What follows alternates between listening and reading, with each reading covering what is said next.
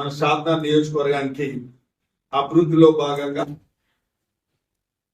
HMD నిధుల నుంచి ఒక 2,89,00,000 అంటే ఉదాహరణకు ఫరగ్నా రైస్ స్కూల్ దానికి ఒక 40 లక్షలు కూడా మళ్ళొకసారి అదనంగా ఆ మరమ్మతులకు దానికి నూతనంగా మళ్ళొకసారి మరమ్మతులు చేయించడానికి ఒక 40 లక్షలు కూడా దానికి చేయించడం జరిగింది. ఈ 2,89,00,000 అనేవి ఉన్నాయి కాబట్టి ఇంకా కొన్ని ఉమ్మడి మండలం నందిగామకు సంబంధించిన వర్క్స్ ఉన్నాయి. మీకు అన్ని డీటెయిల్స్ ఇస్తాను. ఇది అదే విధంగా ఈ యొక్క స్కూల్స్ కు సంబంధించినవి అక్కడక్కడ మౌలిక వసతులు కావాలి కాబట్టి 80 లక్షలు స్కూళ్ళ గురించి టాయిలెట్స్ అనుకోండి, చిన్న చిన్న కాంపౌండ్ వాల్స్ అనుకోండి, ఒక డిఎంఎఫ్టి నిధుల నుంచి అవి కూడా మంజూరు చేయడం జరిగింది.